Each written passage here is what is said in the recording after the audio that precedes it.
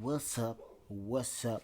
What's up, my people? Welcome to Lesson 2, Understanding How Code Executes on a Computer. What we are going to learn today is how computers process, how it works with code. We're going to learn about machine code, which is zeros and ones, or other known as binary, and assembly language, which is above binary, which is kind of like a translated version of binary into a more human readable form, but not as human readable as higher level languages. And then we're also going to learn about compilation, compiling code. Also going to learn about memory hierarchy and how Rust manages memory. Number one, how code becomes machine instructions. Computers only understand zeros and ones, on or off. It's like left or right. What you want me to do, where you want me to go, one or the other. Come on. But you make a combination of it, right? Like we have one bit, which is either 0 or 1 at a point in time. That's one bit. But we combine it into like 8 bits. Did you know that with 8 bits, you get 256 different possibilities if you combine them to give you different possibilities? So every different combination from those 8 bits each, which can only have an on or off, the way I combine the ons and the offs gives me 256 different possibilities. Well, you can go and Google that if you don't believe me, because basically one 8-bit is 256. One byte, which is 8 bits, gives me 256 possible values. Anyway, high level languages like Rust must be compiled into machine code. The process looks like this: Rust source code, human readable. Human wrote the Rust code, told the computer, hey, do this. Now it goes to the Rust compiler, that's Rust C, right? Rust then converts it using Rust C into assembly. Okay, from assembly code, which is also human readable, but on a lower level. Our predecessors used to write in assembly code, believe it or not. And if you read assembly code, you'll be like thinking, damn, this is out of whack. But anyway, but low level, we are going to look into that, by the way. Anyway, but low level uses a low level, human readable but low level, uses CPU instructions. Forgive me, I like to run on a tangent sometimes. Then we got machine code, exe or binary. In the case of Linux systems, it is compiled to binary, and in the case of Windows, it's compiled into an executable file. Okay, so examining Rust compilation output. Step 1, compile a Rust program. This is now, just examples. Okay, so compile a Rust program without running it. How do we do this? We say cargo, then just build the project. We don't say cargo run. Keep in mind the difference. Then we go check in target debug hello Rust. You will find that there, in Linux. If it's a Windows one, it will have the .exe extension, of course. Anyway, viewing assembly code, we go to cargo Rust C dash dash, then we say dash dash emit equals assembly, and that will then in our target debug dependencies folder provide us with an assembly file, and then we'll get to see what assembly code looks like. Open it and notice the CPU instructions. That's if you do that, which we are going to do. Don't worry, I know I'm rushing through this, it seems, but watch this. Memory hierarchy. Number 4. Computers have different types of memory, each with varying speed. Memory gets recorded. You record things into your memory with your eyes, stuff like that. So I like that little acronym, RCRD, record. Okay, or Rick and read. read and Rick your brain. Anyway, I'm just kidding. Record, that's the acronym I use. So fastest inside the CPU is the registers, and then you got cache, which is L1, L2, L3. Leave a comment, right? tell me if L1, L2, L3 is actually like level 1, level 2, level 3, or if the L stands for something else. Anybody, welcome to comment on that. Just make sure you give us the correct answer. That'll be a nice task. Anyway, then you got RAM, which is random access memory. Slower than cache, but much larger. More possibilities. Then you got the disk. Ooh, the hard disk. You get your solid state drive or your hard disk drive. Hard disk drive is more old school, the hard disk we've been using for years back and what, you know. Not the oldest version, but the latest, oldest version. And then you got the new kid in the block, which is SSD solid state drive. Okay. Okay, I'm going off on a tangent, but let's look at the differences between SSD and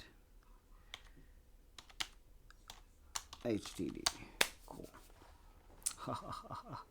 Ain't that funny?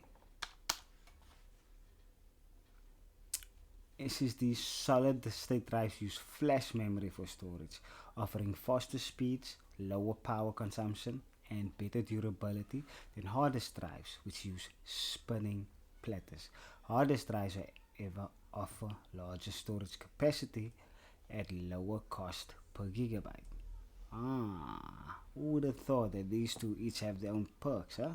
There you go. So, if you want larger storage capacity at lower cost per gigabyte, there you go. HDD is your main. But if you want faster speeds and lower power consumption and better durability, which I think is key in these days, solid state drives your go-to. There you go. Okay, back to where we is. Rust efficiently manages memory through its ownership system. This is how Rust manages memory, and this is how it differs from the memory handling in other programming languages, to prevent memory leaks and to ensure safety. Okay, so here's our task. Compile a Rust program manually with cargo build, so that means compile but do not run the code. And then it says find and open the compiled binary in the target debug folder. Cool. In this case it's compiled binary for me because it's Linux. If it's Windows, it will be a Windows.executable file, which also kind of think is some kind of compiled binary, but for the sake of the extension, I beg to differ. Anyway, then we run cargo rust c, which is telling cargo, which is a dependency manager, to call our Rust compiler and then to make assembly code with the instruction that follows. Cool. So that's 3 tasks. Compile a program, find the compile binary, then create assembly code. Cool. I think that's doable. Think it's doable? Cool. And yeah, I have task 2, which is for lesson 2. I'm just gonna delete, and let me just look at where I am, because I get a feeling I'm gonna have to now get out of my terminal or something. It's clear.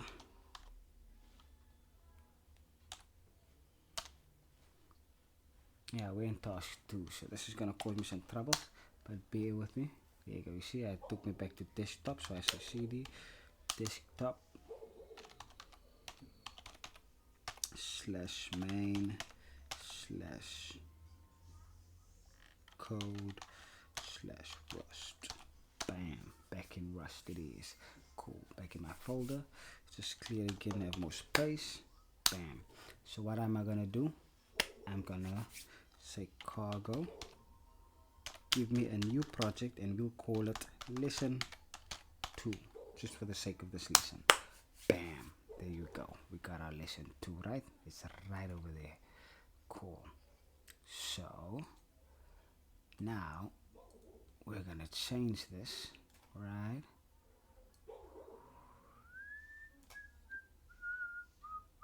Well, I think I missed something here, guys, because yeah, we compiled it to machine code, paste cargo build, and then oh yeah, this is how we run it manually, by going into that folder. So yeah, I wanted us to run it manually too. There you go. Oh, those lessons you see there, by the way, not entirely in full out of my own brain as that genius been thrown out, but I have been putting effort to create these lessons myself for you. So I'm hoping this course does for you what it does for me and builds us up as programmers. Let's go on to the project though. Cool.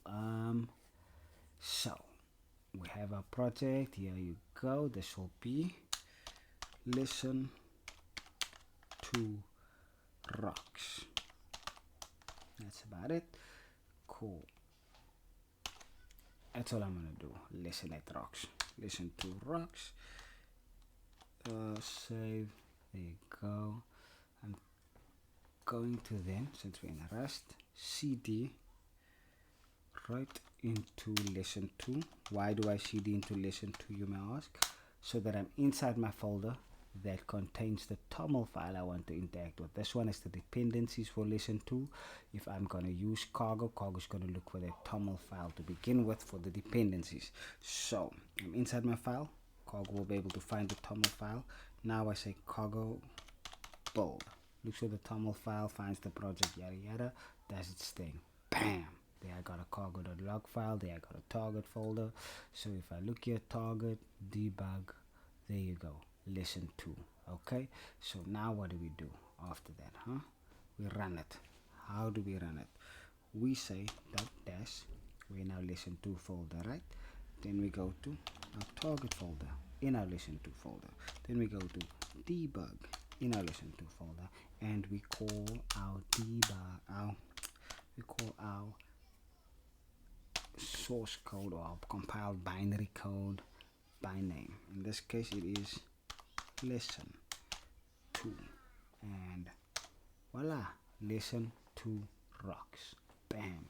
We have successfully not only built using cargo but also run our program without saying cargo run, so it does the whole entire process for us all at once. Okay, so it's a more broken down version. Okay, cool. Like, yeah, let's run cargo run. Cargo run will do it all for you. Builds it, compiles it, and then says listen to rocks. Okay, what else is the last thing? There's one last thing that we needed to do, right? At least I think so. What was that? Run car. Oh yes, turn it into assembly code. So let me just clear here again. Cool. So now we're gonna say cargo. Take our Rust compiler, right? Dash dash and then dash dash and emit. Whatever you're going to emit is going now to be assembly code. Okay. Bam. So now, if you go to source, if you go to target here, and you go to debug, you go to dependencies, you have your assembly code right here. This, my friends, is what assembly code looks like. Okay, this is all assembly code. These are instructions. I don't know if these are register numbers or what. I myself do not code in assembly, and I do believe everybody should learn it. I'm going to learn it. There's nothing wrong with learning it, but yeah, let's just have a look at what it looks like now. It's good to know how this works so that you know how higher level instructions work, but not really what the aim of this course is. So ladies and gentlemen, thank you very much. That, my friends, was lesson 2, understanding how to code or how code executes on a computer.